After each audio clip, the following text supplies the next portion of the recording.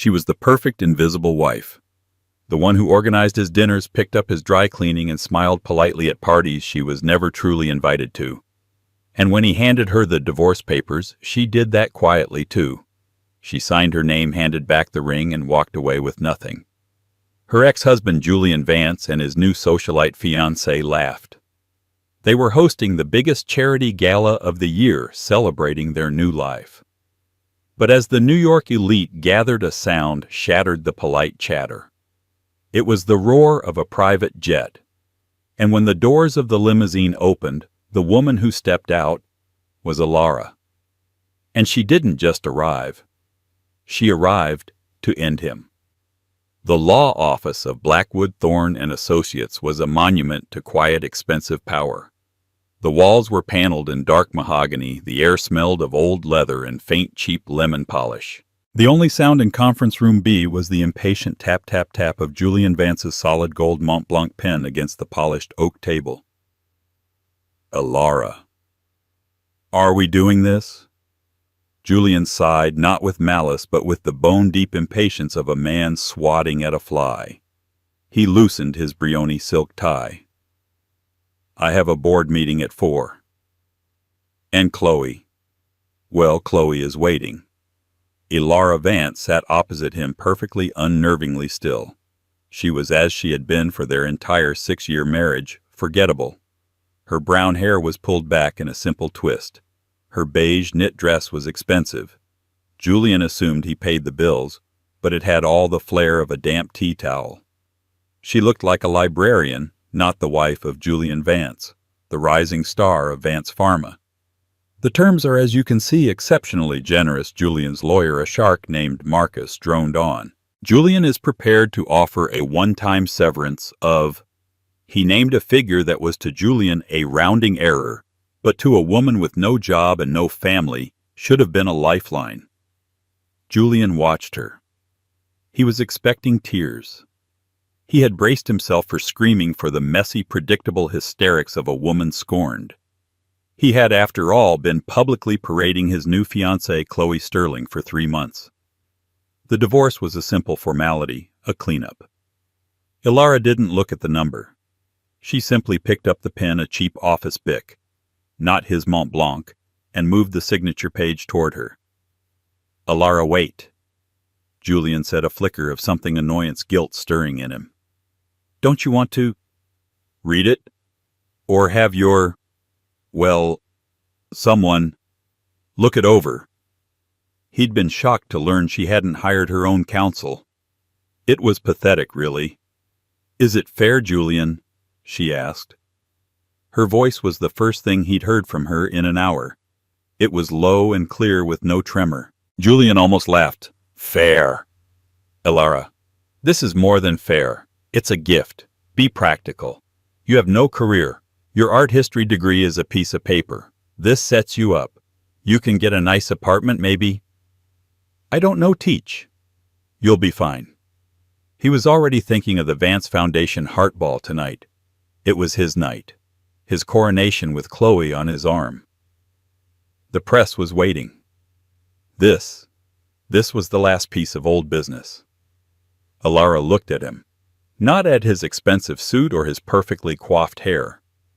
She looked at him into his eyes, and for the first time Julian felt a cold spike of nothing.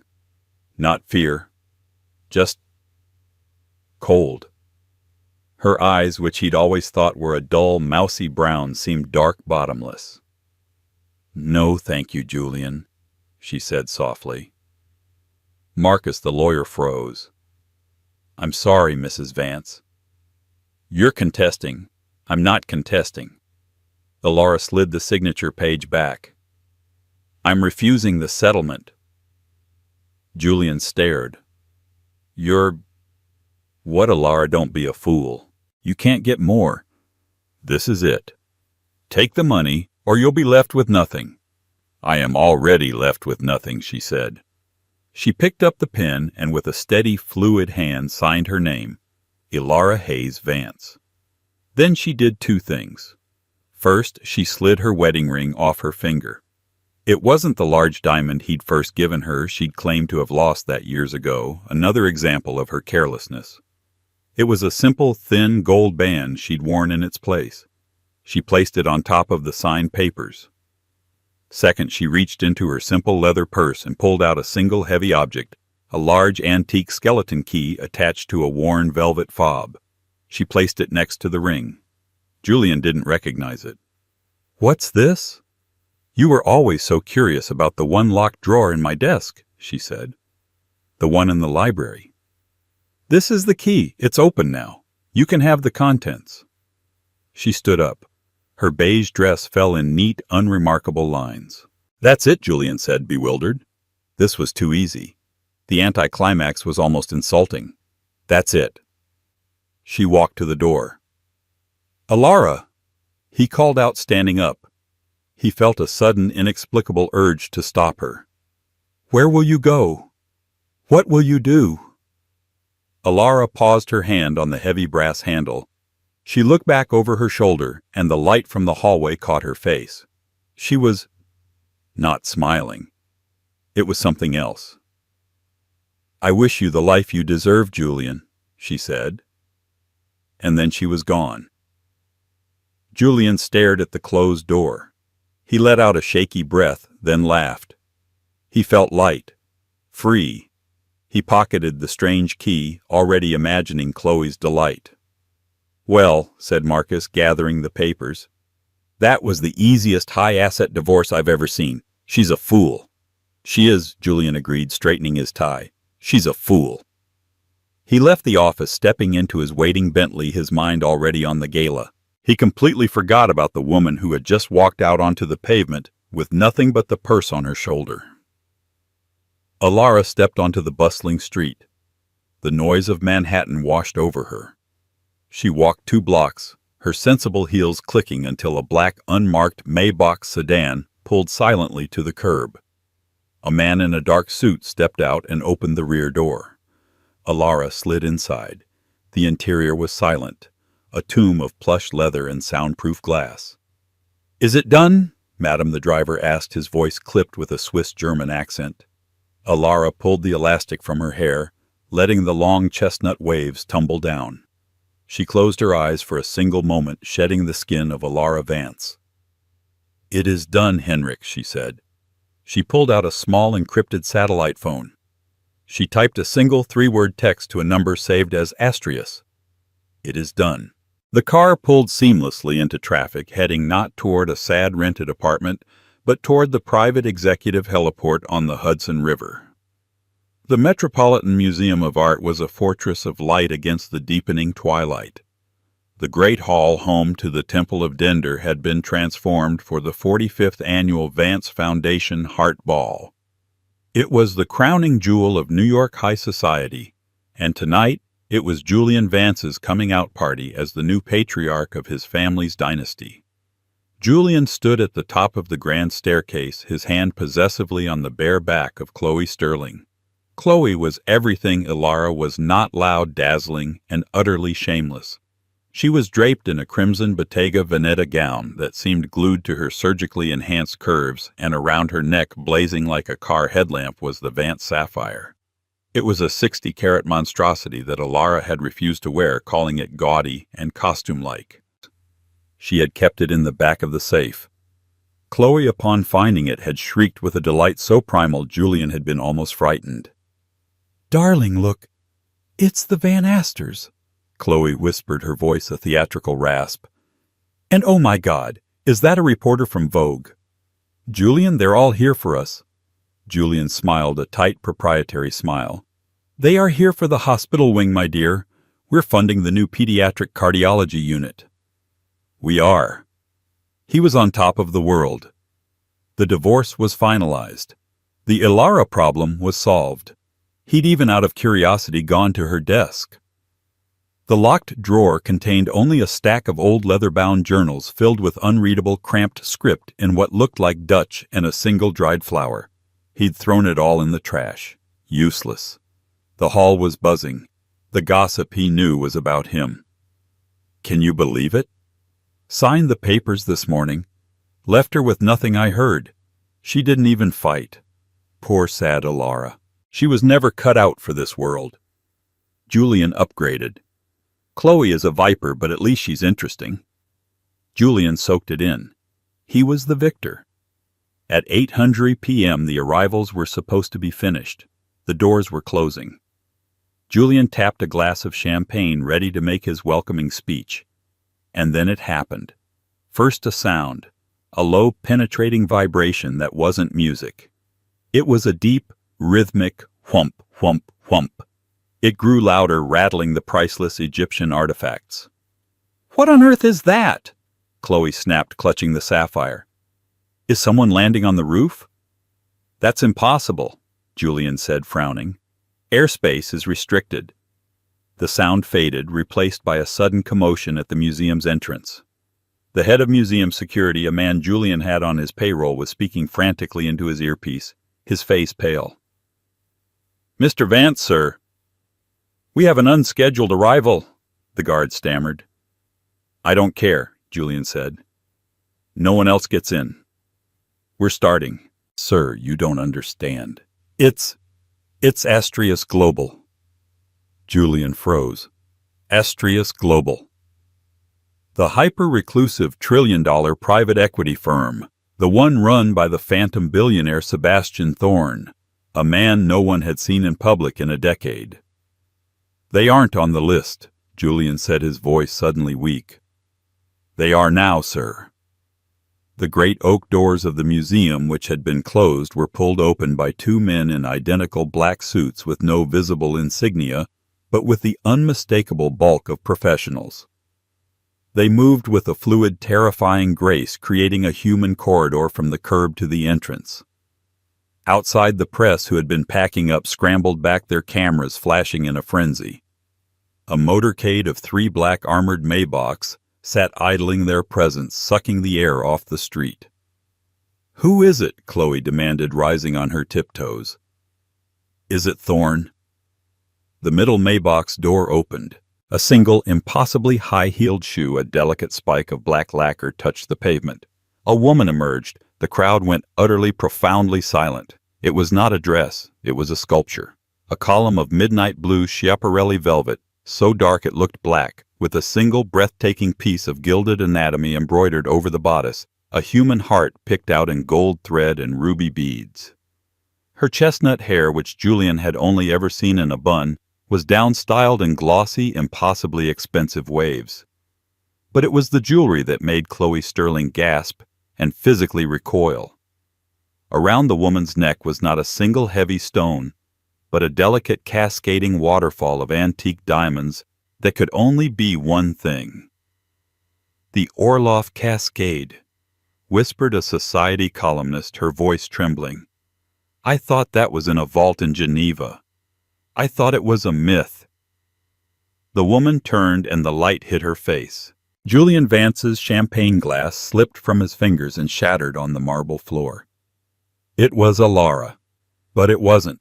This was not the mousy beige woman who had signed a paper 4 hours ago. This woman was terrifying. Her face was the same, but the presence? She was regal, cold, and utterly, lethally self-possessed. She didn't look at the cameras. She didn't look at the crowd. A hand reached out from the car. She took it. Stepping out behind her, looking less like a phantom and more like a king, was Sebastian Thorne. Gray-haired, impeccably dressed, and with eyes that had bought and sold small countries before breakfast. Thorne, the man who never left his Zurich compound. Thorne, who was now holding the hand of Julian Vance's discarded ex-wife. Thorne did not lead Ilara. He gestured for her to precede him. He was her escort. The cameras exploded. The sound was deafening. Ilara, a reporter, shrieked. "Who are you wearing, Mr. Thorne? Why are you here, Mrs. Vance? Mrs. Vance?" Ilara ignored them. She ascended the steps, her posture perfect. She and Thorne moved through the stunned, frozen crowd who parted for them like the Red Sea. They reached the top of the stairs. Julian was white as a sheet, his mouth open. Chloe looked like she had been slapped. Ilara paused, one foot in front of the other. She looked at Julian. Her dark eyes swept over him from his shoes to his panicked face, then to Chloe, and finally to the Vance sapphire blazing on Chloe's chest. A tiny, almost imperceptible smile touched the corner of her mouth. It was not a smile of warmth. It was a smile of pity. "Julian," she said, her voice clear and carrying in the sudden silence. "You look surprised." Then, without waiting for a reply, she turned to the museum director standing beside him. "Directeur Girard," she said in flawless, unaccented Parisian French. "C'est un plaisir de vous revoir. Le temple est magnifique ce soir." "Director Girard, it is a pleasure to see you again. The temple is magnificent tonight." Director Girard, who had barely given Alara the time of day for 6 years, bowed as if greeting royalty. "Madame Hayes," he replied, his voice thick with deference. "The honor is all ours. Your contribution to the new antiquities wing. We are speechless." Julian's blood went cold. Madame Hayes' contribution. Alara turned back to Julian, her smile vanishing. She switched back to English. "Mr. Vance," she said, her voice like Arctic ice. "A pleasure." She didn't introduce Sebastian Thorne. She didn't have to. She simply walked past him, past Chloe, and into the grand hall, leaving Julian Vance standing in a puddle of spilled champagne and shattered glass. The great hall was no longer Julian's party. It was Alara's throne room. She didn't flit from group to group making small talk. She stood near the Temple of Dender, champagne flute in hand, and people came to her. Senators, tech moguls, old money matriarchs, people who had looked through her for 6 years, now approached her with a mixture of awe and terror. Julian watched paralyzed from across the room. Chloe was vibrating with fury beside him. "Who the hell is she?" Chloe hissed, her nails digging into Julian's arm. "What is this, some kind of stunt? Did she hire Sebastian Thorne? How did she get that dress? How did she get those diamonds? I don't know," Julian stammered. It was the truth. The woman he was looking at was a complete stranger. "What did Girard call her?" Chloe demanded. "Hayes. Her maiden name, Alara Hayes. From Ohio." I think Julian said, his mind racing. "Her parents were teachers. They died. She was an orphan. She had a small trust fund. That's what she told me. Ohio." Chloe said, her laugh like a shriek. "Darling, women from Ohio do not wear the Orloff Cascade. Women from Ohio do not get escorted by Sebastian Thorne. You didn't just divorce a librarian, Julian. You divorced something else." The buzz in the room was electric. The whispers were no longer about poor Alara. They were about, who is Alara? The jet. A Gulfstream G700. No, not a G700. The Astria's flagship. The one with the military-grade countermeasures. It flew from Zurich to Teterboro in under 6 hours. Thorne never travels. Never. Not for governments, not for kings. Look at the dress. That's custom Schiaparelli. That's not off the rack. Hayes. Hayes. Wait. Not Hayes as in Hayes. Oh my God. You don't mean the Van der Heyden family? A cold, greasy dread started to pool in Julian's stomach. He'd heard the name. Van der Heyden. A name whispered in the same breath as Rothschild or Rockefeller, but far, far quieter. Dutch. Old money. Shipping, banking, art, pharmaceuticals. A conglomerate so vast and so private it didn't even appear on public stock exchanges. It was impossible. Chloe, overhearing the whispers, had grabbed her phone. Her fingers were flying across the screen. "Julian," she said, her voice a strained whisper. "The Van der Heyden Holding Company, the primary family trust. It's managed by a firm in Zurich." So Julian snapped. "The firm is Astraeus Global Capital, Julian." That's a coincidence." The last matriarch of the Van der Heyden family, Chloe read her face pale beneath her heavy makeup. Helena Van der Heyden. She married an English diplomat, a Mr. Hayes, to escape the family business in the 70s.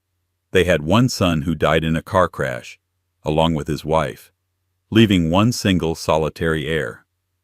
Julian felt the blood drain from his face.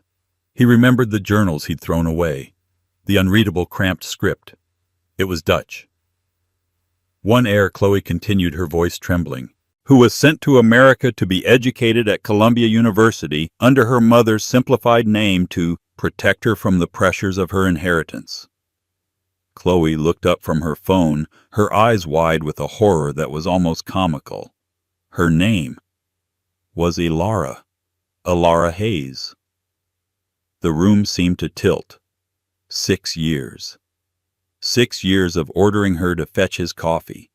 6 years of complaining about her boring dinners. 6 years of mocking her simple tastes, her lack of drive, her quaint art history degree.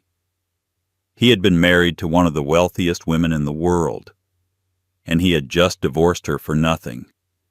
He looked at the key he still had in his pocket. The key to the desk drawer. He hadn't thrown everything away. He'd kept the key. He'd thought. He didn't know what he'd thought. He looked at Elara. She was laughing. A light, airy laugh as she spoke with Senator Harrison. It was a laugh he had never ever heard. He had to talk to her. He had to fix this. He straightened his tuxedo, ignored Chloe's "Julian, don't," and began to walk across the room. He felt like he was walking through wet cement. Every eye was on him. He reached the small circle. The senator nodded at him curtly. Sebastian Thorne looked at him as if he were a speck of dust on his lapel. Elara turned. Her eyes were bright, amused. "Elara," Julian said, his voice hoarse. "We need to talk, now." Elara tilted her head. "I'm sorry," she said, her voice polite, as if speaking to a stranger who had dialed a wrong number. "Have we been introduced?" "Elara." "This isn't funny," Julian hissed, reaching for her arm. Before his fingers could even brush the velvet of her sleeve, Sebastian Thorne's hand clamped down on his wrist. It wasn't a violent grip, but the pressure was immediate and absolute. It was the grip of a man who could crush bone and not spill his drink. Mr. Vance Thorne said, his voice a soft, chilling baritone. "I believe the lady is occupied, and you are interrupting." Julian snatched his hand back, rubbing his wrist. The humiliation was a physical burning heat on his neck. I am the host of this event," Julian stammered. "Are you?" Elara said, taking a sip of her champagne. "I was under the impression this was a fundraiser for the hospital, and a very successful one at that." She turned back to the senator. "Now, Senator, you were telling me about the new infrastructure bill." She had dismissed him, like he was a waiter. Julian stood there frozen for a full 10 seconds before he realized he had to move. He retreated, walking backward at first before turning and stalking back to Chloe. This is a nightmare," he muttered. "It's not a nightmare, Julian," Chloe said. She was no longer furious. She was calculating. She was looking at Julian, but she was seeing his balance sheet. And for the first time she was comparing it to Elara's. "We have to do something," Julian said. "You have to do something," Chloe corrected. "You have to make your speech. You have to save this. You have to get up on that stage and remind all these people who you are." She was right. The auction. The pediatric wing. That was his power. He would get up on that stage, he would pledge his family's money, and he would reclaim his night. He strode to the stage, grabbing the microphone from the stunned MC. "Ladies and gentlemen," he boomed, his voice artificially loud. "Welcome, welcome to the Heart Ball." A smattering of polite, distracted applause. All eyes were still on Elara.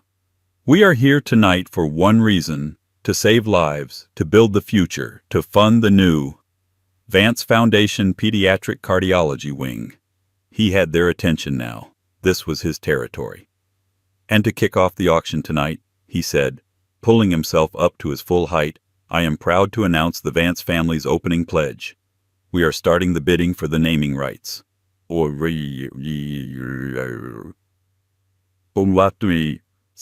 At $5 million. The room gasped. It was a strong, powerful open. Julian smiled, feeling the power flood back into him. He looked right at Alara. "Top that, you little—" The auctioneer, a portly man named Mr. Albright, took the stage. $5 million from Mr. Vance. "Do I hear 6? Do I hear 6? A rival pharmaceutical CEO raised his paddle. $6 million. $6 million. Albright cried. "Do I hear 7? Julian raised his paddle. $7 million? This was his night. $7 million. A wonderful, wonderful. He was cut off. Alara hadn't raised a paddle. She hadn't even looked at the stage. She simply raised a single delicate finger to her temple as if bored. Her escort, Sebastian Thorne, spoke, his voice not loud, but it carried through the hall as if amplified. 10 million. The room went dead silent. Julian's heart hammered against his ribs. 10 million. It was a bold, foolish move, a theatrical gesture to embarrass him. $10 million, the auctioneer Albright boomed, his face flushed with excitement. "The bid is with Mr. Thorne. Do I hear 11? Julian looked at his father, who was sitting at the family table. The elder Mr. Vance looked pale, but he gave a sharp, angry nod. This was their name. They could not be outbid at their own event. 11 million, Julian shouted, his voice cracking slightly. The room, which had been silent, erupted in murmurs. This was no longer charity, it was a duel. Alara hadn't moved. She was still in conversation with the senator, as if the bidding was nothing more than background noise. Thorne waited for the chatter to die. He took a small sip of water. Then he spoke again, his voice flat and devastating. 15 million. A collective gasp sucked the air from the room. Julian's blood ran cold. 15 million was not a pledge. It was a weapon.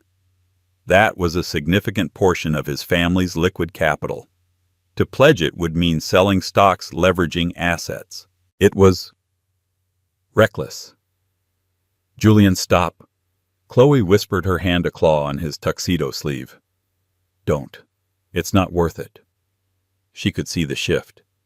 Power was moving across the room like a cold front. But Julian couldn't stop. His pride, his name, his entire world was on that stage. He had to win. Mr. Vance, the auctioneer, prodded, his eyes gleaming. 15 million is the bid. Julian looked at his father again. His father shook his head, a tiny defeated motion. It's too much. Julian felt sick. He was going to lose. He was going to be humiliated by his mousy ex-wife in front of all of New York. Going once. Albright sang, going twice. Julian looked at Alara. She was watching him now. Her expression was completely neutral, as if she were waiting for a bus. That neutrality was worse than any smirk. It meant this was nothing to her. 16 million, Julian heard himself yell. The room fell silent again. Julian was panting, his knuckles white on his paddle. He'd done it. He'd crossed the line. His father looked apoplectic. But it was done. He'd called her bluff. There was no way she would... Alara finally turned her full attention to the stage.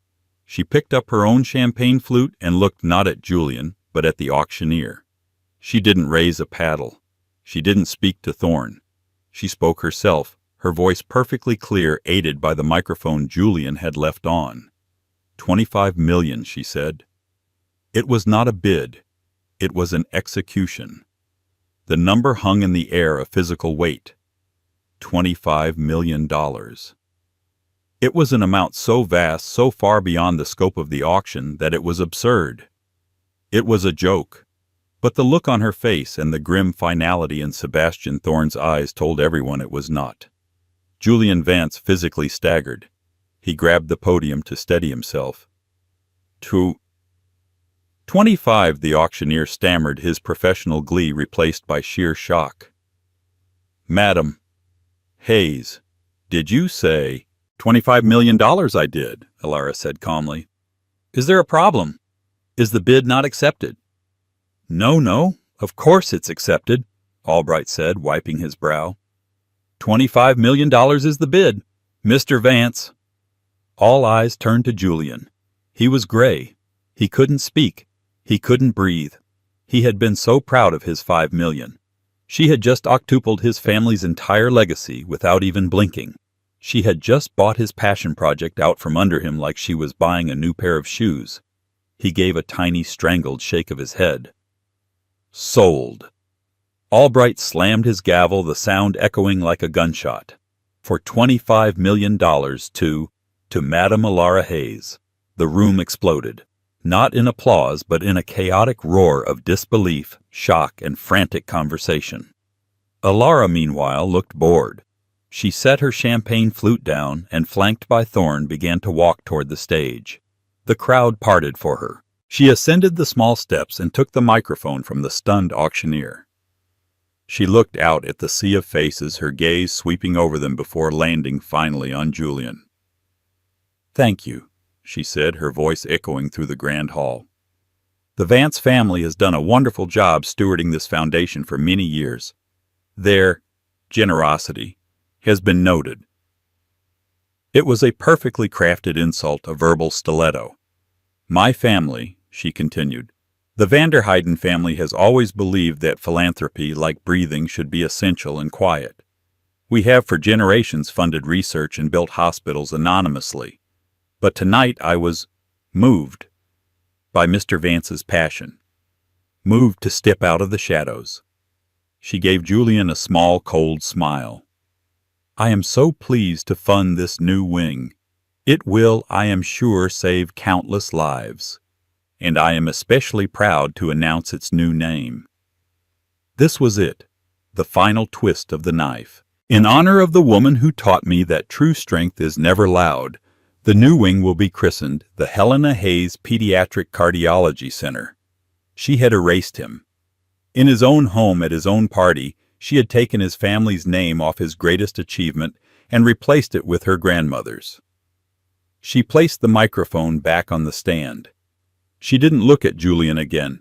She and Thorne walked off the stage, not back to their table, but straight toward the main exit. They hadn't come for the party. They hadn't come for the dinner. They had come to win. As they reached the door, Julian, spurred by a final desperate surge of adrenaline, ran after them. "Alara! Why?" he yelled, his voice cracking. "After 6 years? Why are you doing this to me?" Alara stopped in the grand entryway. The press, now a frenzied mob, was held back by her security team, their cameras flashing. She turned to face him one last time. The entire gala was watching. "Doing what to you, Julian?" she asked, her voice genuinely curious. "I just donated $25 million to a children's hospital." "You should be thanking me. You did this to humiliate me." "No," Alara said, and her voice dropped, becoming so soft he had to lean in to hear it. The coldness in her eyes was now absolute. "You humiliated yourself. You just didn't know it until tonight." "But I loved you," he whispered. It felt like a lie even as he said it. "No, Julian," she corrected just as softly. "You loved that I was quiet. You loved that I was uncomplicated. You loved that I made you feel big." She gestured back to the hall. This was just business, a simple transaction. You see, I knew you'd leverage the company to make your legacy bid. I knew you'd overextend. You're predictable." What are you talking about?" "The bid wasn't the revenge," Julian Sebastian Thorne said, speaking for the first time. He handed a slim, leather-bound folder to one of his aides, who in turn handed it to Julian. "This is..." Julian opened it. It was a single-page press release embargoed for 900 a.m. the next morning. For immediate release. Astraeus Global Capital announces hostile takeover bid for Vance Pharma. Julian's vision went white at the edges. What he whispered. Vance Pharma, Alara said, her voice breezy as if discussing the weather. My family's holding company VDH owns the primary patents on the 3 cardiovascular drugs that make up 90% of your company's revenue. We leased them to your father in 1998. Julian's mind flashed to the quaint art history degree, the trips to the library, the boring ledgers she was always studying. You knew our books? I wrote your books, Julian, she said. For 6 years I've watched you and your father mismanage the company, leveraging it for things like this. She gestured to the party. All that debt, all that hubris. It made you a very, very attractive target. You can't, he stammered. Our board, our shareholders. Your shareholders will be delighted, Thorne interrupted. We're offering them a 40% premium. They will vote you out by breakfast. Your father will be retired by lunch. You will be redundant. This was the true execution. The gala was just the stage. Ilara looked at him, her gaze lingering on the man she had once somehow loved, the man who had called her a fool that very afternoon. You wanted to know where I was going, Julian, she said. I was going to a board meeting. My board meeting. She leaned in, her voice a poisoned dart. And I'm keeping the sapphire. Chloe can have the replica you bought her. The real one has been in my family's vault in Geneva for 2 years. The one she is wearing is a very, very good fake from Cartier. A costume, as I believe I called it. Chloe, who had crept up behind Julian, let out a small, strangled sound. Ilara smiled, a real, genuine smile this time. It was the most terrifying thing Julian had ever seen. I wish you the life you deserve, Julian. She turned, stepped into the waiting Maybach, and vanished into the New York night. Julian was left standing on the steps of the museum holding a press release that announced the end of his entire world. The sun rose on Tuesday morning over a New York City that was feeding on the carcass of Julian Vance.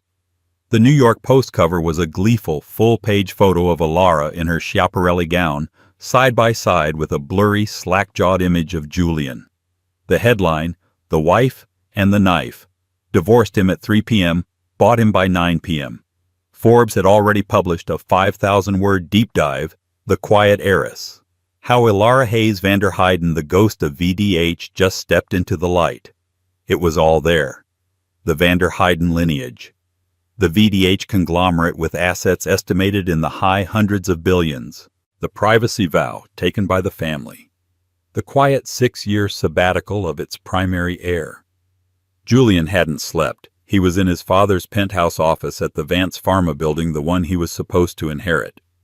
His father, a man he had always seen as a titan, was sitting in his leather chair looking small and gray.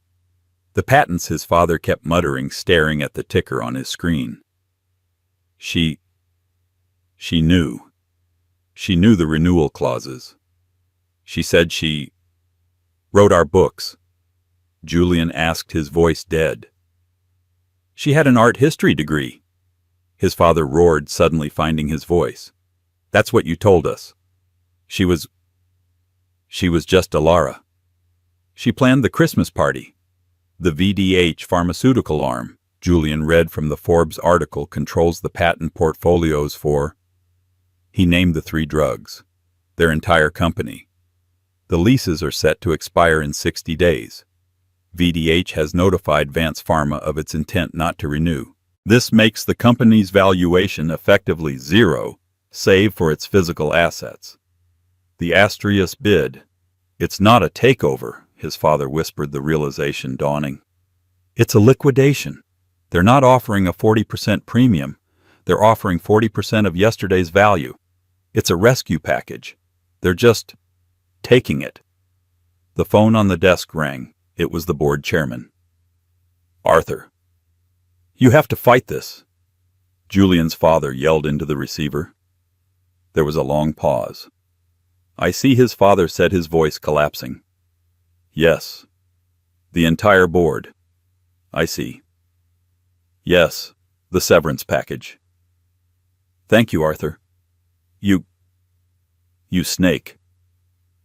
He hung up the phone. They're taking it. The board has unanimously accepted the Astraeus offer. We're out. They're exercising the moral turpitude clause in our contracts based on what Julian demanded.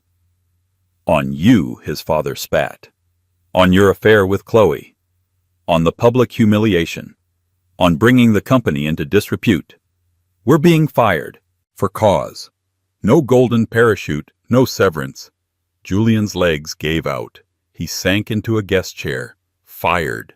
From his own company. The phone rang again. It was Chloe. Julian looked at the screen and let it ring. What about the house? Julian whispered. The penthouse. The Hamptons estate. Leveraged, his father said, his voice a ghost. All of it. Leveraged against the company's stock. The stock that as of 9:30 a.m. will be worthless. We don't own them, Julian. The banks do. And Estrellas, she just bought the banks. They were ruined. Not just less wealthy. Not newly modest. They were ruined. Julian thought of the small insulting settlement he had offered Alara. The lifeline. The severance. He had called her a fool. A knock came at the office door. A young, nervous-looking woman from legal services came in holding a simple brown envelope. Mr. Vance, she said, looking at Julian. This was just messengered over. From Estrellas Global. Julian ripped it open. It wasn't a legal document. It was a check. A personal check drawn from a private bank in Zurich. It was for the exact amount he had offered Alara in the lawyer's office. The generous severance. Attached was a small embossed note card. Don't be a fool, Julian. Take the money. You'll be fine. E.H. It was the most devastating, complete, and total destruction he could have ever imagined. It wasn't loud. It wasn't violent. It was quiet. It was precise. It was her. He looked at the key he still had. The key to the desk drawer. The one he'd forgotten about in the chaos. He ran from the office, ignoring his father's calls, and took the private elevator down to his penthouse. He ran to the library, to the simple desk Alara had always used. He jammed the key into the lock. He had been wrong. The drawer wasn't empty. Inside was a single object. A small black velvet-covered box. He opened it. It was the Vance sapphire. The real one. The 60-carat flawless, priceless heirloom. She hadn't taken it to Geneva. She hadn't stolen it. She had left it for him. He stared at it, completely broken. Why? Why leave this? And then he understood. It wasn't a gift. It was a message. The stone was priceless, yes. But it was now the only thing he had. He would have to sell it. He would have to sell his family's name, his legacy, just to survive. She hadn't just taken his company. She had left him with the burden of liquidating his own history. The final, perfect, quiet revenge. While Julian Vance was staring into the heart of a sapphire, Alara Hayes was 35,000 feet over the Atlantic heading east. The cabin of the Gulfstream G700 was not a party. It was an office. The plush cream leather seats were covered in financial binders and market projections. Alara, having swapped her Schiaparelli gown for a simple black cashmere suit, was sipping black coffee and running a global board meeting via a secure teleconference. "The Vance acquisition is complete, Madam Hayes," a voice reported from the screen. "The assets are being folded into the VDH Pharma division. We project a 20% efficiency increase within 6 months just by eliminating their redundancies." "Good, Alara," said her voice crisp. "Henrik, what is the status of the former executives? Mr. Vance Sr. has been forcibly retired. Mr. Vance Jr. has been terminated. Their assets are frozen pending the bank's recovery. As you predicted, they leveraged everything."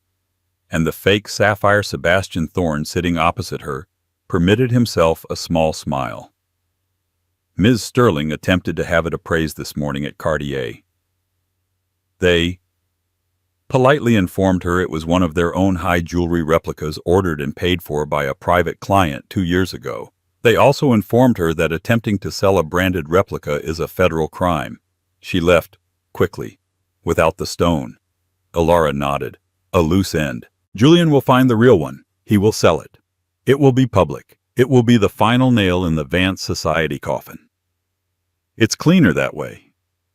Thorne, who had served her father and grandfather, looked at her with profound respect. Your father was a good man, Ilara, but he was soft. Your grandfather was a shark, but you are a surgeon.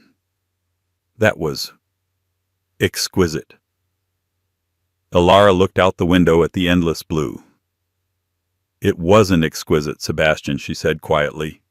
It was necessary. For 6 years, I hibernated.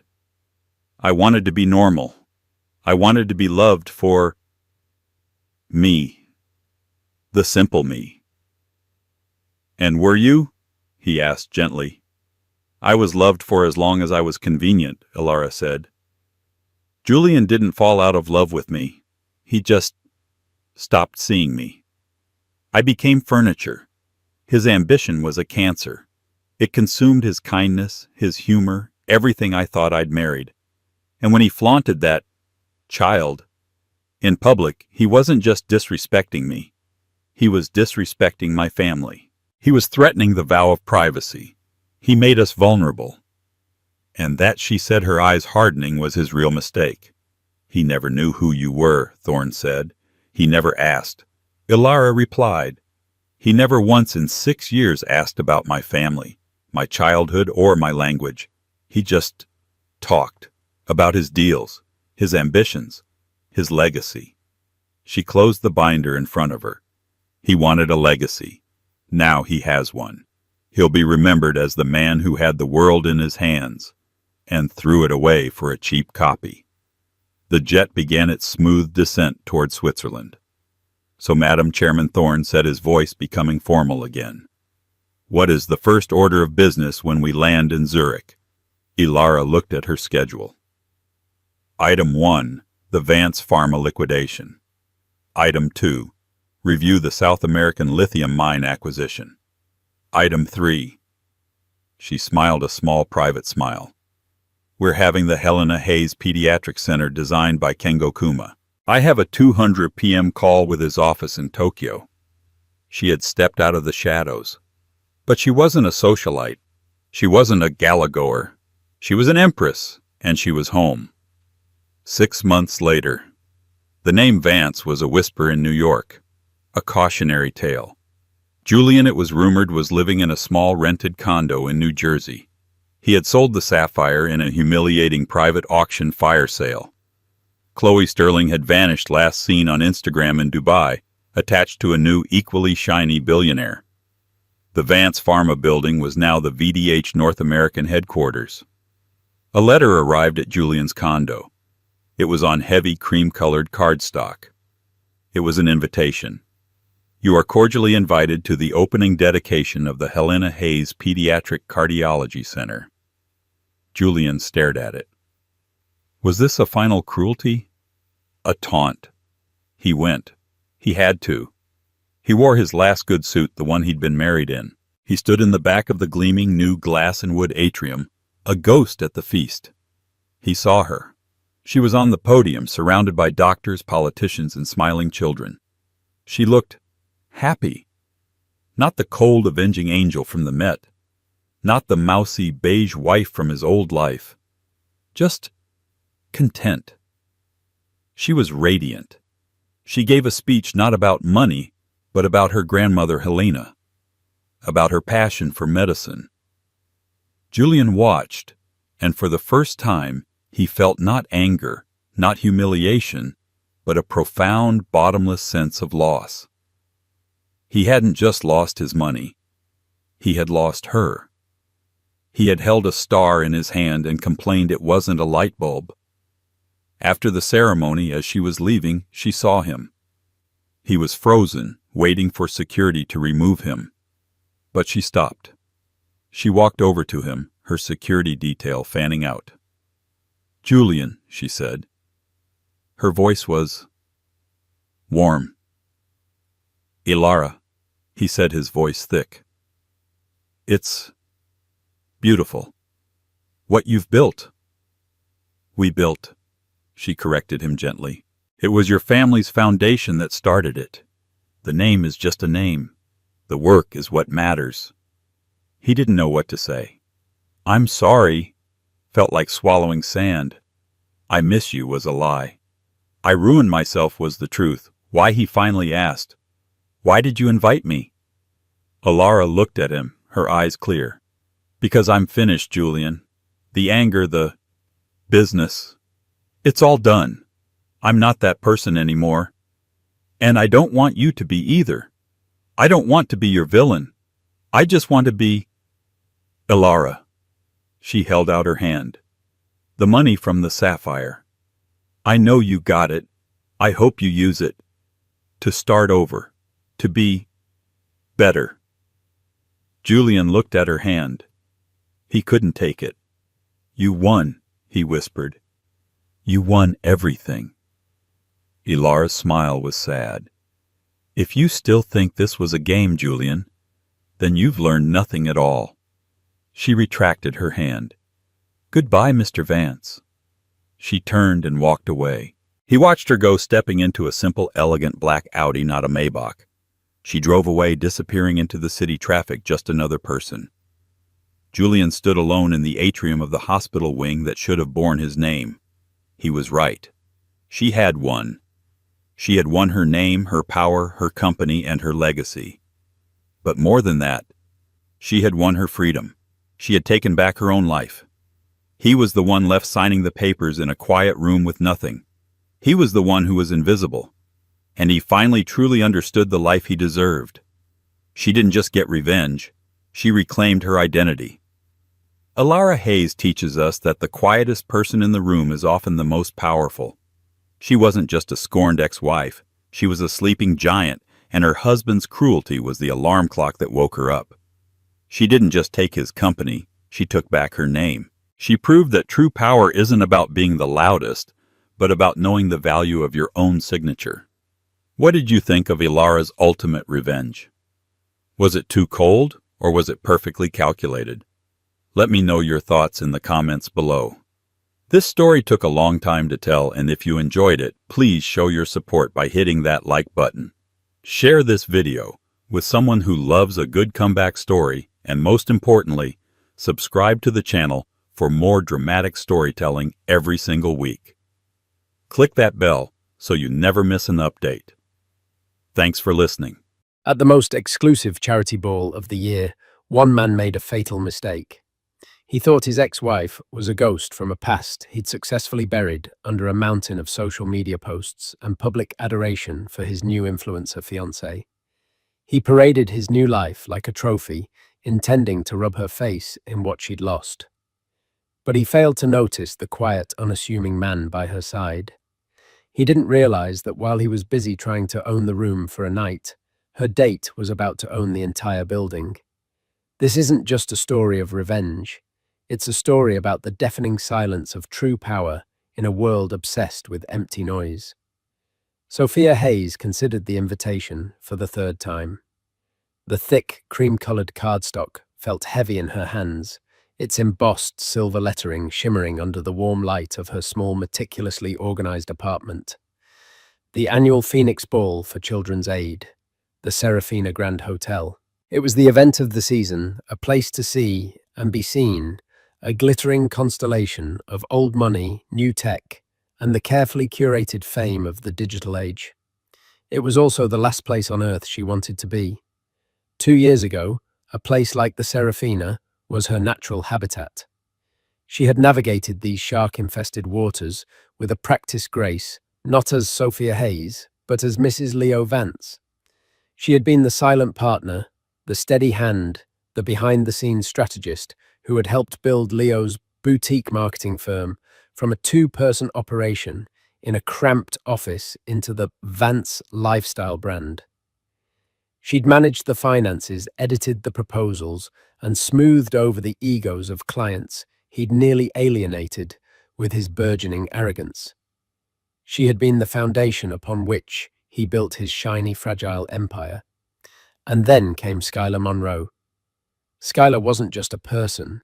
She was a phenomenon, a cascade of professionally lit selfies, aspirational quotes pasted over stock photos of sunsets and day-in-the-life vlogs that were as authentic as a $3 bill. With 50 million followers hanging on her every sponsored post, she was the human embodiment of the world Leo desperately wanted to conquer. He hadn't just left Sophia for Skylar, he had publicly rebranded his entire life, erasing Sophia's contributions, as if they were a draft of a post he'd decided not to publish.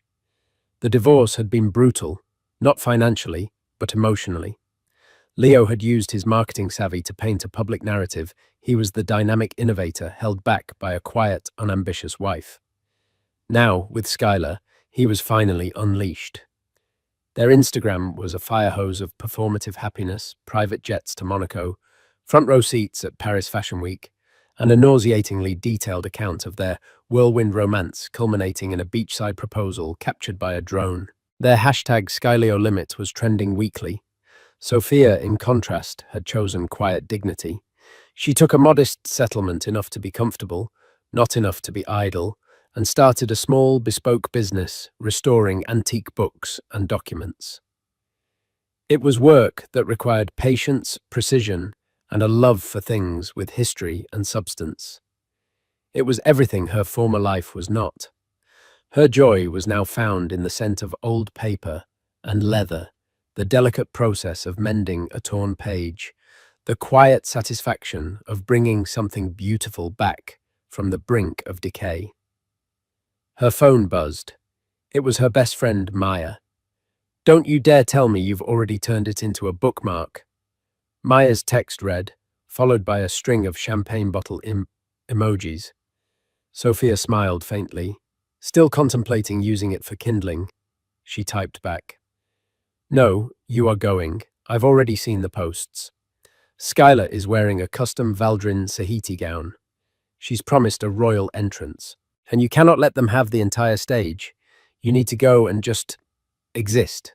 Beautifully. Unbothered. Unbothered. It felt like an impossible state of being. Every time a friend sympathetically mentioned seeing Leo and Skylar in a magazine or on a gossip site, the wound felt fresh. It wasn't that she wanted him back.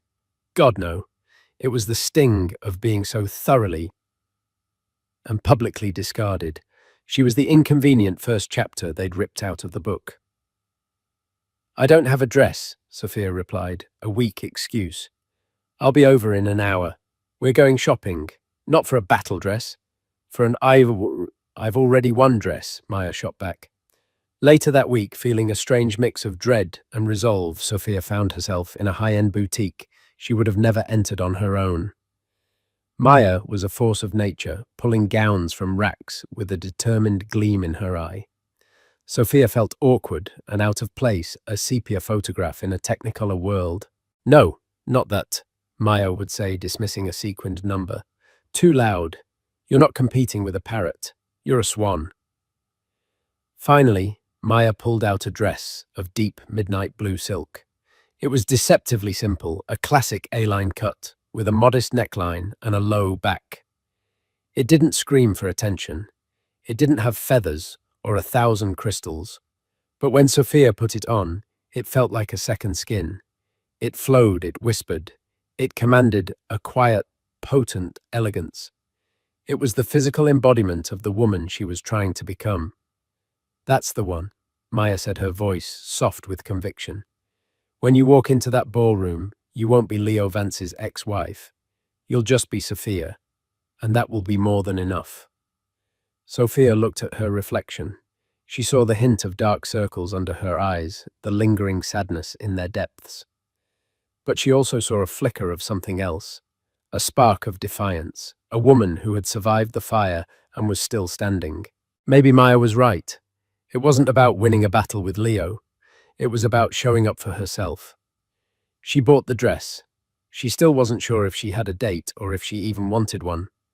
Going alone felt both terrifying and empowering. But as she walked out of the store, the invitation in her purse no longer felt like a summons to her own execution. It felt like a dare. 3 days before the Phoenix Ball, the universe intervened in the form of a spilled cappuccino. Sophia had sought refuge in her favorite sanctuary, the Gilded Page.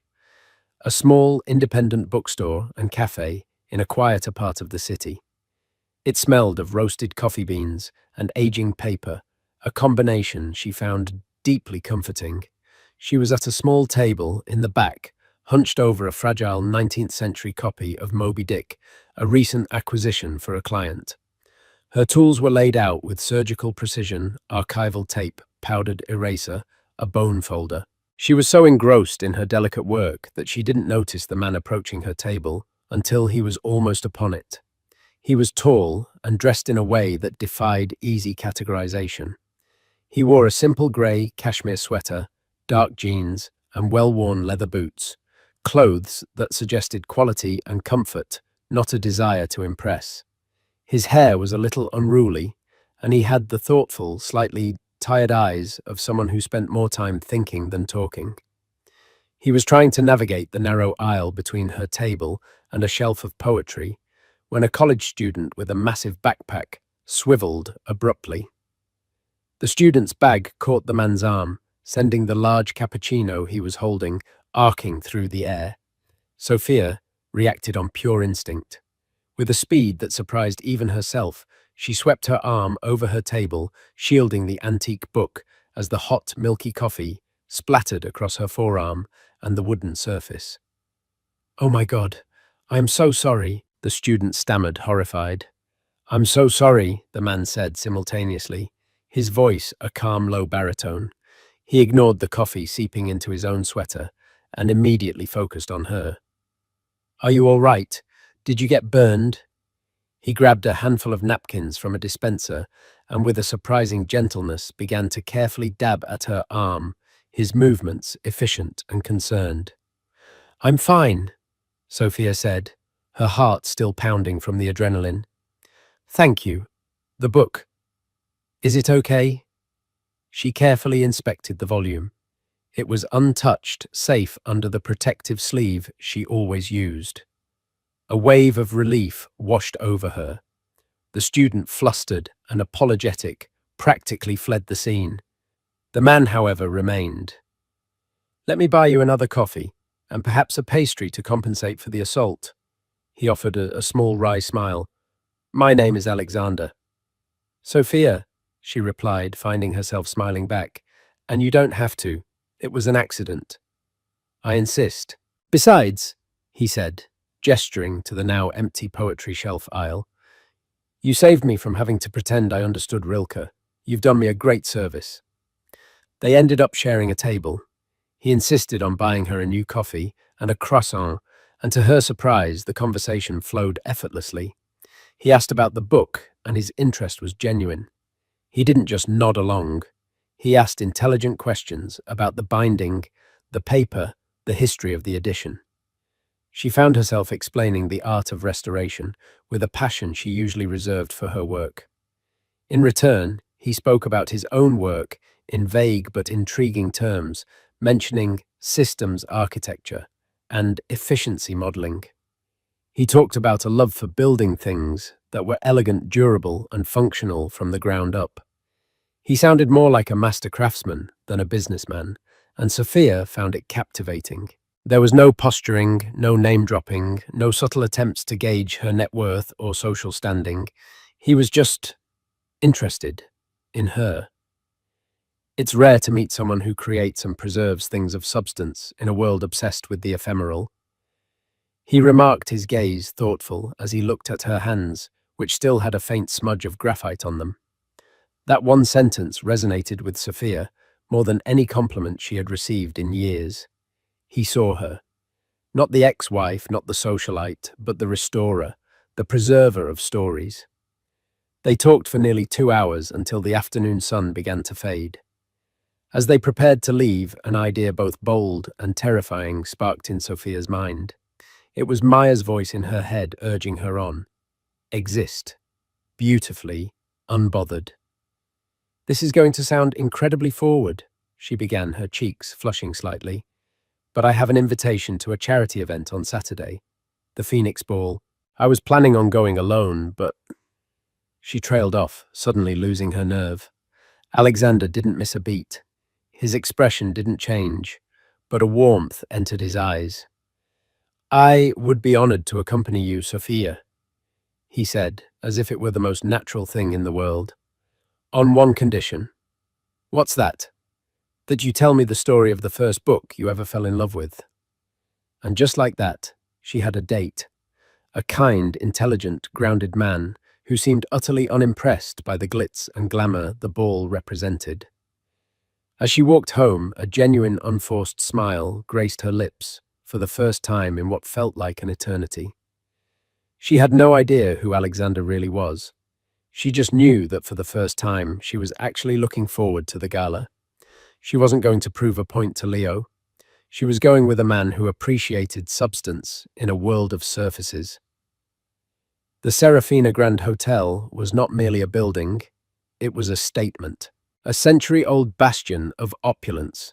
Its marble floors gleamed under the weight of colossal crystal chandeliers, and the air itself seemed to vibrate with wealth and influence.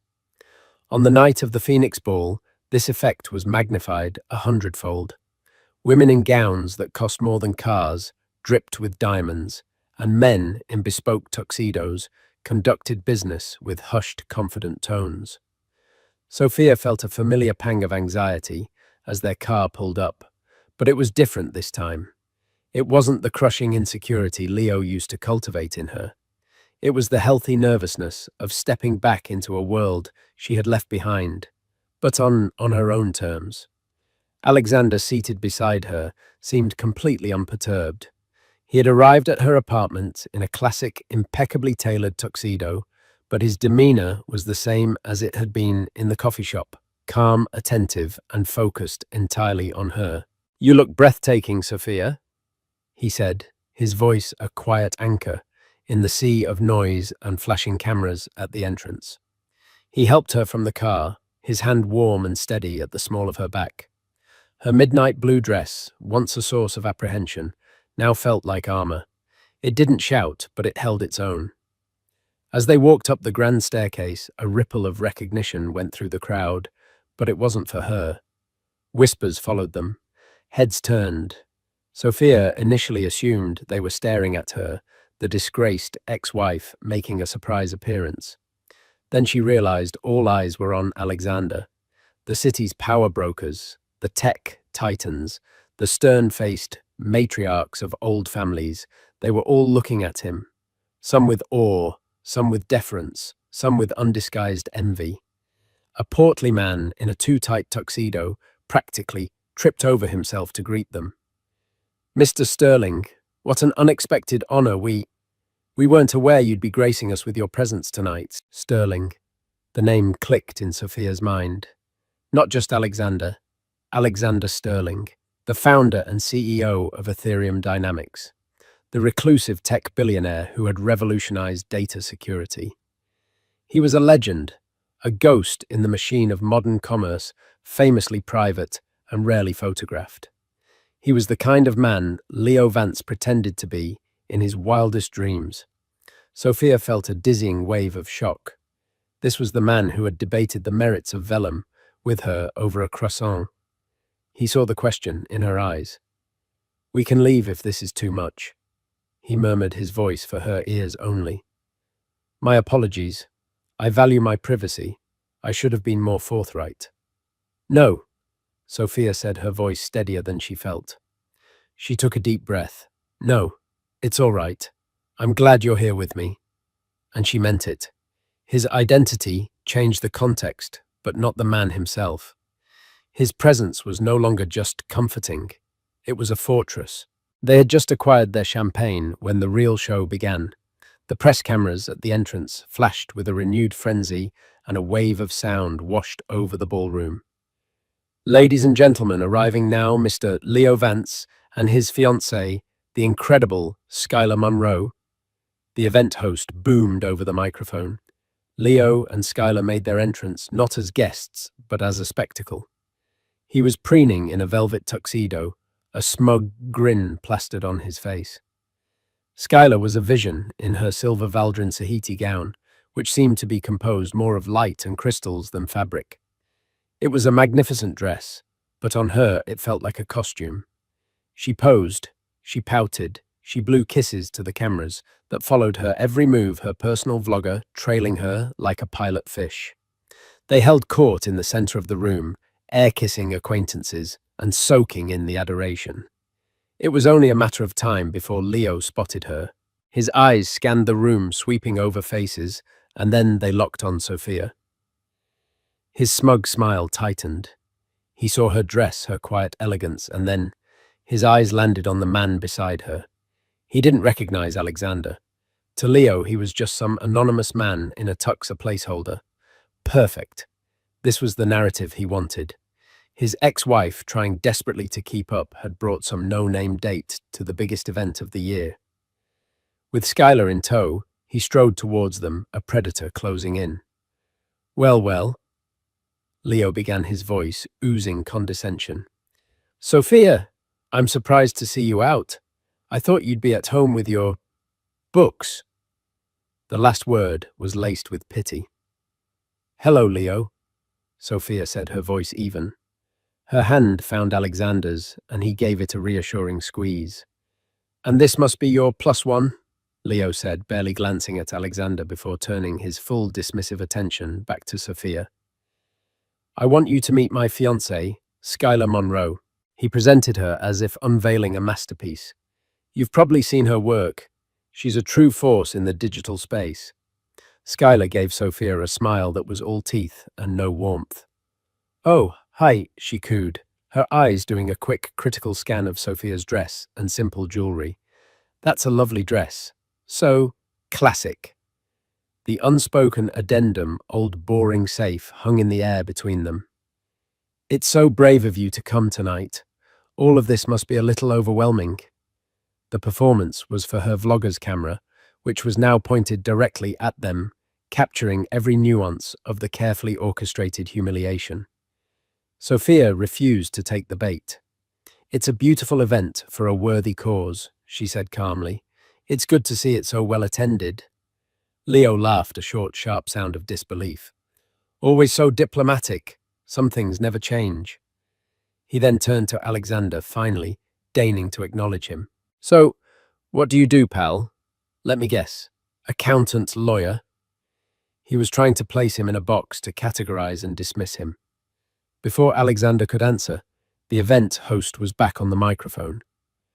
And now we'd like to present this year's Visionary Philanthropist Award to a man who has redefined the landscape of modern lifestyle branding, Mr. Leo Vance. A smattering of polite applause turned more enthusiastic as Leo's supporters cheered. He beamed, squeezed Skylar's hand, and shot a final triumphant look at Sophia. Duty calls, he said. Enjoy the party.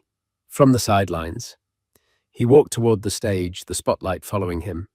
Sophia watched him go, the sting of his words sharp and familiar. It was one thing to be discarded, another to be so publicly and cruelly reminded of it. Alexander's hand was still holding hers, a silent, solid presence. She looked up at him and saw that the calm, thoughtful expression on his face had been replaced by something else, a quiet, glacial stillness. He wasn't angry, he was observing, calculating. And in that moment, Sophia had the distinct feeling that Leo Vance had just made the biggest mistake of his life. Leo stood on the stage, bathed in the warm glow of the spotlight, feeling invincible. He held the crystal award in his hand, a tangible symbol of his success. Skylar watched him from the front table, her phone held high, recording his moment of glory for her millions of followers. Thank you. Thank you. Leo began, his voice resonating with practiced confidence. They call this the Visionary Award, and it truly takes vision to build something from nothing. It takes drive, it takes passion, and most importantly, it takes having the right partner by your side. Someone who inspires you, who pushes you to be better, who sees the future and runs towards it with you. He paused, locking eyes with Skylar. To my incredible fiancée Skylar, this is as much yours as it is mine. You are my inspiration. The crowd applauded. In the background, Sophia stood motionless. Every word was a carefully crafted erasure of her own history. The late nights, the sacrifices, the belief she had poured into him, all of it deleted. She felt a cold knot tighten in her stomach. It wasn't anger anymore. It was a profound, hollow sadness. Alexander watched her face. He saw the flicker of pain in her eyes, the way she held herself perfectly still to keep from shattering. He had seen enough. While Leo continued his speech, boasting about his brand's influence and his unprecedented growth, Alexander discreetly took out his phone. His movements were minimal, almost unnoticeable in the dim light. He typed a short, simple message to a single contact, Robert. Initiate the Serafina acquisition. Use the discretionary fund. I'm on site. Confirm when complete. He put the phone away. That was all. No dramatic pronouncements, no raised voice, just a quiet command sent out into the digital ether. Leo finished his speech to another round of applause and practically floated back to his table, high on his own rhetoric. He caught Sophia's eye again and gave her a pitying smirk. He then turned to the general manager of the Serafina, a man named Mr. Dubois, who had rushed over to congratulate him. Mr. Vance, a spectacular speech, Dubois gushed. Truly, the hotel is honored to host your triumph. Of course, Dubois, Leo said, waving a dismissive hand. It's the premier venue in the city. Where else would I be? We bring a certain prestige, don't we? He leaned in conspiratorially. Make sure my fiancée's champagne glass stays full. On the house, of course, for the publicity. Of course, Mr. Vance. Anything you need. It was this small yet telling exchange that solidified Alexander's decision. It wasn't just the personal insult to Sophia. It was the cheap arrogance, the casual disrespect for the people and the place that served him. Leo didn't see a historic hotel. He saw a backdrop for his Instagram. Alexander gently touched Sophia's arm. Would you care for a walk on the terrace? He asked, his voice low. She nodded, grateful for the excuse to escape the suffocating atmosphere. They stepped out into the cool night air. The terrace overlooked the city, a breathtaking panorama of glittering lights. For a few minutes they stood in silence. I'm sorry, Alexander, Sophia said finally. You didn't sign up for all that. I signed up to spend an evening with you, Sophia. He replied, turning to face her. Nothing that happened in there changes that. His words have no power unless you give it to them. Before she could respond, a harried-looking Mr. Dubois burst onto the terrace, his face pale and beaded with sweat. He wasn't looking at Sophia. He was staring at Alexander with an expression of pure, unadulterated shock. Behind him, a woman in a headset. The event coordinator was whispering frantically into her microphone. Mr. Sterling? Dubois stammered, his sycophantic demeanor toward Leo completely gone, replaced by trembling deference. Forgive me, I just received a call from the ownership group, from your people. Alexander simply raised an eyebrow, waiting. There seems to have been a transaction, Dubois said, his voice barely a whisper. A rather significant one, effective immediately. He swallowed hard. Welcome, sir, to your hotel. Sophia froze. She looked from Dubois's terrified face to Alexander's calm one. The city lights swam before her eyes. Your hotel? Alexander gave a slight, almost imperceptible nod. Thank you, Mr. Dubois. I trust my ownership will not be a problem. No, sir, not at all. An honor, a supreme honor. Good.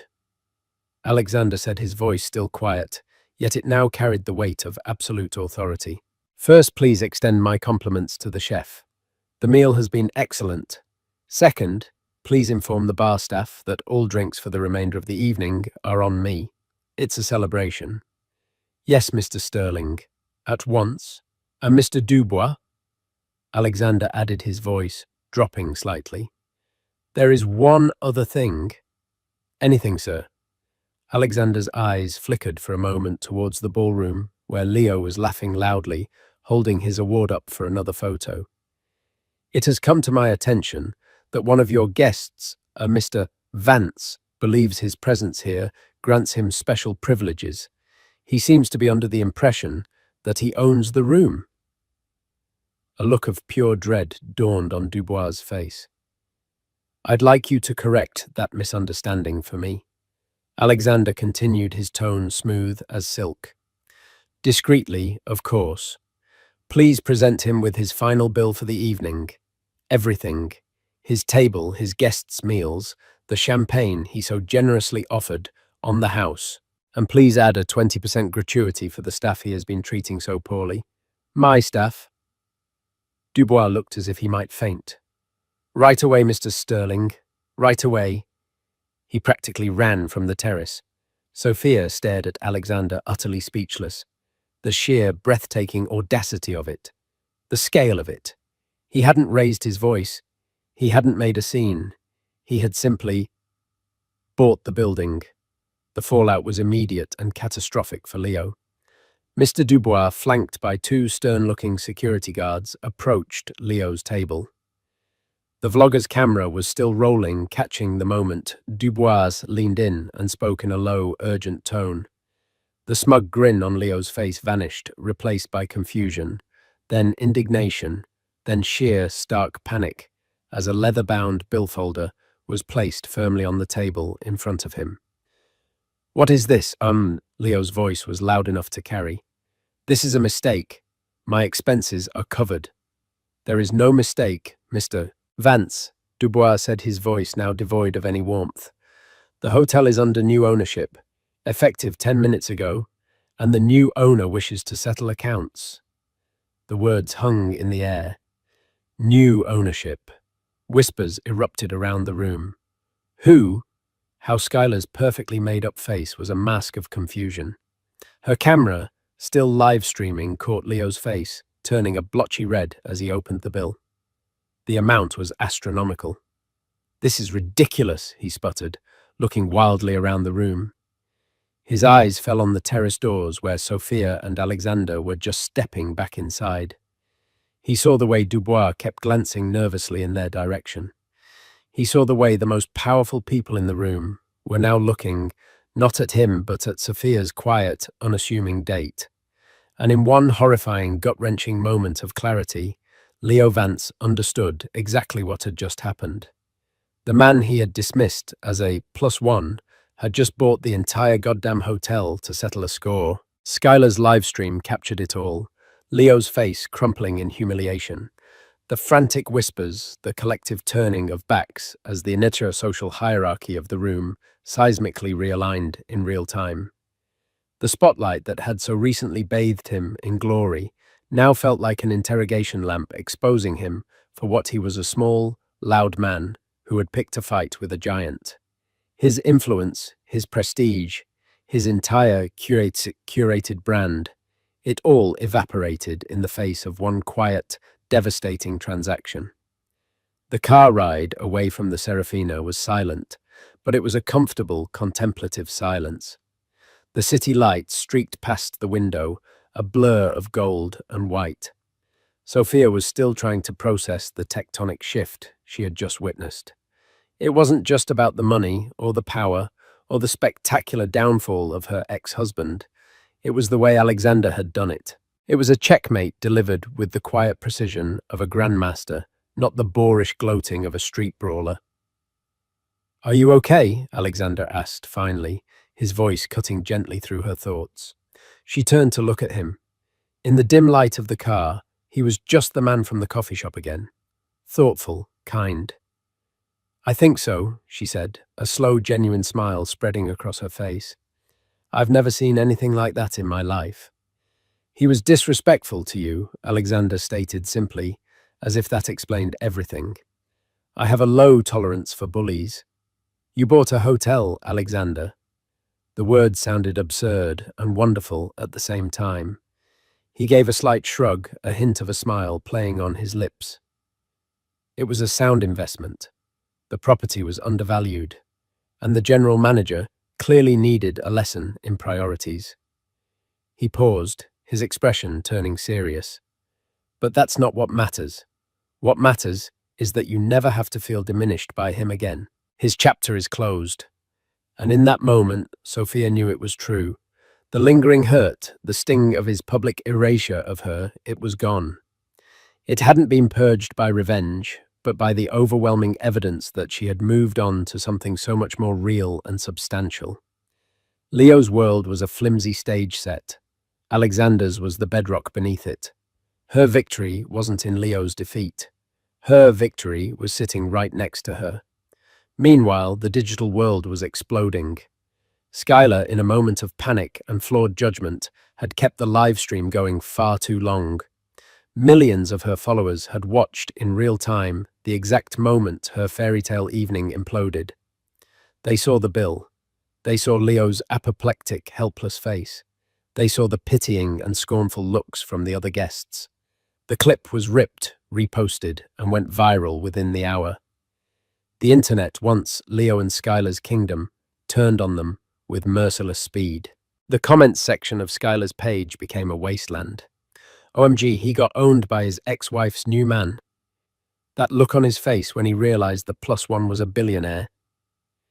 Sky is the limit, more like debt has no limit, LMAO. All that talk about being a visionary, and he couldn't even see who was standing right in front of him. This is the best thing I've ever seen. The way the new owner bought the whole hotel just to shut him up. Savage. Quiet savage. The hashtag Serafina Showdown trended worldwide. Memes were born. Leo's face of horrified realization was photoshopped onto everything from crying cat pictures to stock market crash charts. Skylar's brand of manufactured perfection was shattered by a single brutal dose of reality. Her followers, who had bought into a fantasy, felt cheated. Their adoration curdled into ridicule. The next morning, the consequences bled from the digital world into the real one. The Vance lifestyle brand, which was built entirely on the perception of influence and success, began to crumble. A major athletic wear company that had just signed a seven-figure endorsement deal with Leo and Skylar called to indefinitely postpone the campaign launch. An investor in Leo's latest venture, a high-end men's grooming line, pulled his funding citing concerns about brand integrity. Leo's power had been an illusion, and Alexander had ripped the curtain away for the whole world to see. Sophia woke up to a flood of texts from Maya, mostly just keyboard smashes and links to Twitter threads. She read a few, a strange sense of detachment washing over her. There was no glee, no triumphant fist-pumping. There was only quiet. The noise that had surrounded Leo for years, the noise he had used to drown her out, had finally been silenced. Later that afternoon, her phone rang. It was Alexander. "I have a proposition for you," he said, his voice warm. "I've just acquired a first edition of Dante's Inferno with original Gustave Doré engravings. It's magnificent, but it has some slight water damage on the cover. It needs an expert, and I was hoping that expert might also be free for dinner tonight." Sophia smiled a real unburdened smile.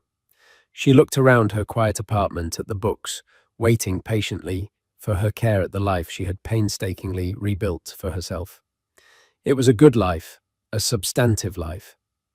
"I think," she said, her heart feeling light and full, "I can fit that into my schedule." Her new chapter wasn't about the downfall of her ex-husband or the wealth of her new companion. It was about her passion, her strength, her quiet victory. It was about a woman who had learned to find value, not in the noise of public approval, but in the beautiful, resilient substance of her own story. Weeks turned into a month. The digital shockwave of the Serafina Showdown had lasting repercussions. Skylar Monroe attempted a clumsy pivot. She posted a tearful black and white video titled My Truth, where she spoke about the pressures of living a public life and the pain of seeing her relationship scrutinized. It was a valiant effort to reclaim the narrative, but her audience, now cynical, saw it as just another performance. Her engagement plummeted, and lucrative brand deals dried up, replaced by offers from detox teas and mobile games. Her relationship with Leo, built on the unstable ground of mutual brand enhancement, began to fracture under the weight of their shared public humiliation. Their once perfect Instagram feed became sporadic and strained. Leo Vance simply disappeared. He deactivated his social media, and the Vance lifestyle brand website was replaced with a simple under construction page. Rumors swirled that he was facing lawsuits from disgruntled investors and had sold his flashy downtown condo at a loss. He had built his identity on a pedestal of perceived success, and when it was kicked out from under him, he had nothing left to stand on. Sophia, by contrast, had never been more visible, yet she remained firmly out of the spotlight. Stories had run in business journals and high society pages about the mystery woman who captivated tech mogul Alexander Sterling. But she declined all interview requests. Her anonymity was her own, and she guarded it. Her business, however, flourished in the most unexpected way. A curator from the prestigious Morgan Library and Museum, who had been at the gala and was impressed by the quiet dignity with which she had handled the confrontation, reached out. He hadn't known about her connection to Alexander at the time. He had simply been told by a mutual acquaintance that she was the best rare book restorer in the field. He commissioned her for a major project, the restoration of a collection of hand-illustrated medieval manuscripts. It was the project of a lifetime work that demanded all her skill, passion, and expertise. Her success wasn't a byproduct of Alexander's wealth. It was the direct result of her own talent, a talent that was finally being recognized on its own merits. Her relationship with Alexander deepened far from the glare of paparazzi and the opulence of galas. They spent weekends at his understated country estate, not hosting lavish parties, but taking long walks in the woods, reading by the fire, and engaging in hours-long conversations about everything from astrophysics to the history of papermaking. He was fascinated by her mind and her quiet strength. She was drawn to his powerful intellect and the profound kindness that underpinned his every action.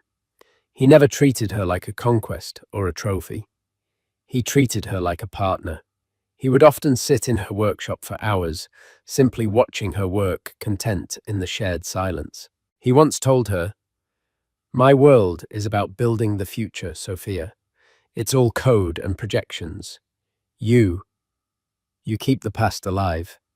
You remind me that some things are meant to last."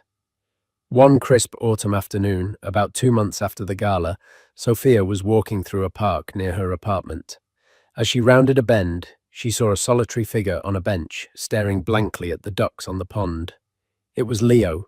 He looked diminished.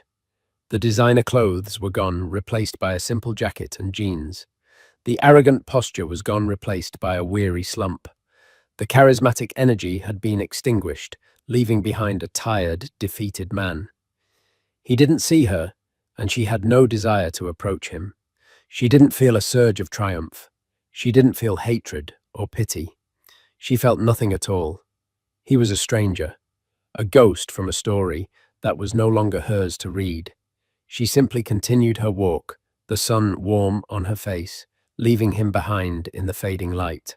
That evening, as she and Alexander were preparing a simple dinner together in her apartment kitchen, he handed her a small, beautifully wrapped box. "I believe this belongs to you," he said. Inside was the 19th century copy of Moby Dick from the coffee shop. But it was different. He had had it professionally rebound in the softest midnight blue leather to match the dress she had worn to the gala. On the inside cover, in elegant gold leaf, was a small, embossed whale. "A reminder," he said softly, "of the day you shielded something of substance from a storm." Sophia traced the outline of the whale with her finger, her heart full to bursting. She looked at Alexander, at the genuine love and respect in his eyes, and she knew. True wealth wasn't owning a hotel. True power wasn't commanding a room. True happiness wasn't a hashtag. It was this: the quiet moments, the shared understanding, the profound, unshakable knowledge that she was valued not for who she was with, but for exactly who she was. And that was a victory no one could ever take away. Nearly a year had passed since the night of the Phoenix Ball. The seasons had turned, and with them, the narratives of all their lives had settled into new, more permanent forms.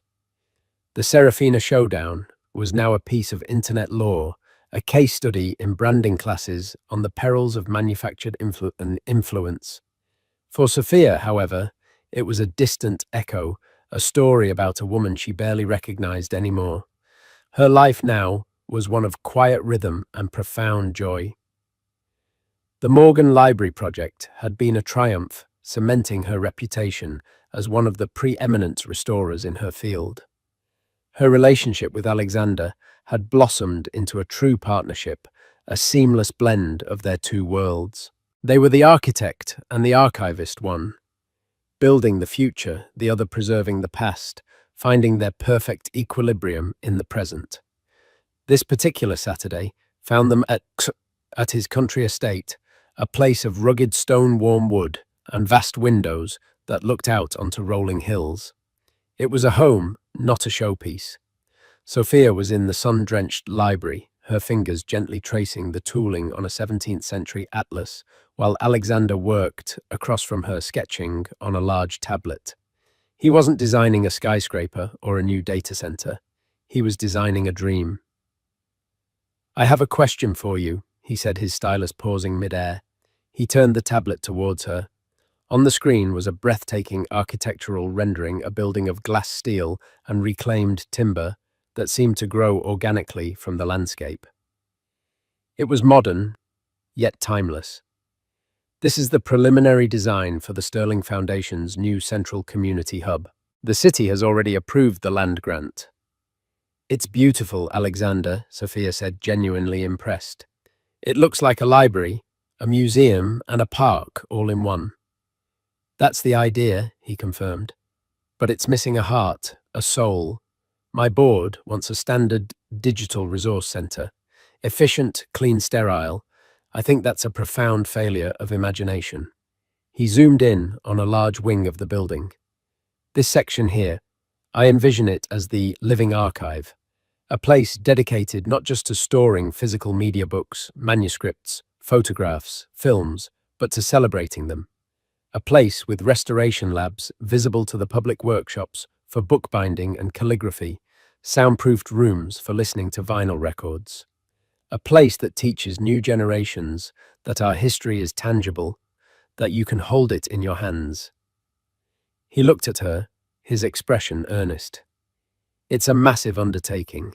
It needs a director who doesn't just understand preservation, but who believes in it with their entire being.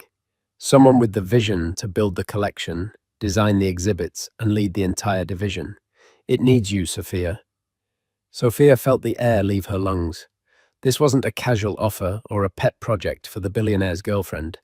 This was a serious, demanding, public-facing role. It was everything she had once shied away from. The thought was both exhilarating and terrifying. To be a public figure, not for her association with a man, but for her own knowledge and passion. "Alexander, I'm a restorer. I work in quiet rooms on one page at a time." She said, the old hesitation, a faint whisper. "And now you can build the rooms," he countered gently. "You can inspire 1,000 others to care for those pages. This isn't about being in the spotlight. It's about building the lighthouse. Don't you see it's the culmination of everything you are?" He was right. It was the natural next step, the ultimate expression of her life's work. It was a chance to build something permanent. "Yes," she said, her voice clear and firm. "Yes, I'll do it." The project, which they began calling The Hearth, moved quickly. As director of the archival wing, Sophia was tasked with acquiring foundational collections. She spent her days meeting with estate planners, collectors, and university librarians, building a library from the ground up. It was during this process that a ghost from her past reappeared, not with a bang, but with a quiet, desperate email. The email was sent to the Foundation's General Acquisitions address. It was from a private art consultant representing a Ms. S. Monroe, who was looking to sell a significant collection of 20th century fashion photography books, including several rare signed first editions by masters like Richard Avedon and Helmut Newton. Sophia stared at the name. S. Monroe. It could only be one person. A quick, discreet inquiry by Alexander's team confirmed it. After her public fall from grace and her breakup with Leo Schuyler Monroe had been forced to liquidate her assets, the photography collection was one of her last valuable possessions. "We don't have to pursue it," Alexander told her that evening, his hand covering hers. "There are other collections." Sophia thought for a long moment. She remembered the empty performative woman at the gala. She remembered the vicious online comments and the brutal collapse of a life lived on social media. There was no sense of triumph in it anymore, only a grim sadness. "No," she said finally. "The collection itself is world-class. If the provenance is clean and the price is fair, the hearth should have it. I'll handle the meeting myself." The meeting was set for the following week at a neutral art gallery downtown. Sophia chose her outfit with care, a simple, professional grey dress, her hair tied back. She was not Sophia Hayes, the ex-wife, or Sophia Alexander Sterling's partner. She was Ms. Hayes, the director of the archival wing. She arrived first and was examining a painting when Schuyler walked in. The change was jarring. The glamorous, over-the-top influencer was gone. In her place was a young woman who looked her age for the first time. Her hair was its natural color, pulled back in a simple ponytail. She wore no discernible makeup, and her clothes a plain black turtleneck, and jeans were neat but unremarkable. The biggest change was in her eyes. The confident, challenging gaze was gone, replaced by a deep, weary anxiety. She didn't recognize Sophia at first. She approached nervously, looking for the foundation representative. "Ms. Monroe," Sophia said, turning to face her. Schuyler stopped dead, recognition, confusion, and a wave of pure horror washed over her face. She looked like she was about to bolt. "You," she whispered, her voice barely audible. "Hello, Schuyler," Sophia said calmly, extending a hand. "I'm Sophia Hayes. I'm the director overseeing acquisitions for the project. Please, let's sit." They moved to a small seating area. Schuyler sank into a chair, her hands clenched tightly in her lap. She wouldn't meet Sophia's eyes. I didn't know it was you," Schuyler stammered. "My consultant just said it was a new foundation. I can go." "That isn't necessary," Sophia said, her tone gentle but professional. "I'm here to evaluate the collection. That's all. Tell me about it. Why did you collect these specific photographers?" The question seemed to catch Schuyler off guard. She had likely expected scorn or pity or a gloating lecture. She hadn't expected a professional inquiry. She hesitated, then began to speak, her voice shaky at first. My grandfather was a photographer, not a famous one.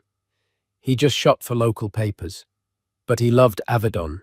He had a print of Dovima with elephants hanging in his darkroom. He taught me about lighting, about composition. He said a great photo doesn't just show you a person, it tells you their entire story in a single frame. As she spoke, a flicker of genuine passion ignited in her eyes. She talked about Newton's provocative power, about Penn's elegant simplicity. She wasn't reciting talking points. She knew her subject. This collection wasn't just an asset she'd been given. It was something she actually understood and loved. Sophia realized with a jolt that buried deep beneath the vapid influencer was a person with a genuine interest, a story of her own that had been papered over by hashtags and sponsorships. "And Leo," Sophia asked softly, the only time she would mention his name. Schuyler flinched, but she answered. "He thought it was a good investment, something to make me seem sophisticated. He never opened a single one." A bitter, sad smile touched her lips. "He's in Singapore now, trying to launch some crypto consulting thing. He emails sometimes. It's like he doesn't even remember what happened. He's already rewritten the story in his head." It was a pathetic, fitting epitaph for the man who had tried to rewrite Sophia's story. He was a ghost, haunting his own failed narrative on the other side of the world. Sophia made her decision. The collection is magnificent, Skylar. It would be an honor to have it at the hearth. We'll pay the full asking price from the valuation. Tears welled in Skylar's eyes. Why are you doing this? She whispered. After everything, I was awful to you. I'm doing this because the books deserve to be seen, Sophia said, her voice full of a grace she didn't know she possessed, and because my grandfather loved books too. She stood up, offering her hand again. Good luck with whatever you choose to do next, Skylar. Skylar shook her hand, her grip surprisingly firm. Thank you, she said, and for the first time, it sounded real. Months later, the day of the groundbreaking ceremony for the hearth arrived. It was a bright, clear day. Sophia stood at a podium facing a crowd of city officials, donors, and community members. Alexander was in the front row, his eyes fixed on her, glowing with pride. She looked out at the crowd, unafraid. She was no longer a ghost at someone else's feast. This was her stage built on her terms. We stand here today at the beginning of a story, she began, her voice steady and clear, amplified in the open air. A story about building a bridge between the past and the future, between the silent wisdom held in the pages of a book and the infinite possibility of the digital frontier. In an age of fleeting images and disposable information, we are making a promise that our stories, our collective history, will not be erased, that they will have a home, a place of substance, a place to last. She finished her speech to thunderous applause. She walked down from the podium and took her place beside Alexander. Together they picked up 2 silver shovels and alongside the mayor plunged them into the rich, dark earth. As the cameras flashed, Sophia looked at Alexander, her partner, her friend, her love. She thought of the journey that had brought her here, the pain, the quiet, rebuilding, the serendipitous meeting over a spilled coffee, the spectacular night that closed one chapter, and the beautiful, substantive life that had followed. She wasn't the woman who had been humiliated by her ex-husband anymore. She wasn't even the woman who had watched him fall. She was the woman who was now building a legacy, spadeful by spadeful, right here in the light. So what's the real takeaway from Sophia's incredible story?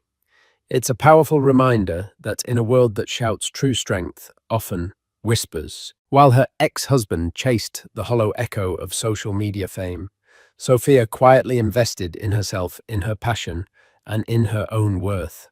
His empire was built on sand, ready to be washed away by the first tide of public opinion. Her foundation was built on the bedrock of authenticity and skill. The dramatic climax at the gala wasn't just about an ex-husband getting his comeuppance. It was about the universe spectacularly realigning to reward substance over surface. It proves that the most powerful currency isn't followers or fame, but self-respect. If Sophia's journey of quiet dignity and ultimate triumph resonated with you, show some love by hitting that like button. Share this story with someone who needs a reminder of their own worth. And for more stories of justice, resilience, and the power of authenticity, make sure you subscribe to the channel and turn on notifications. You won't want to miss what's coming next.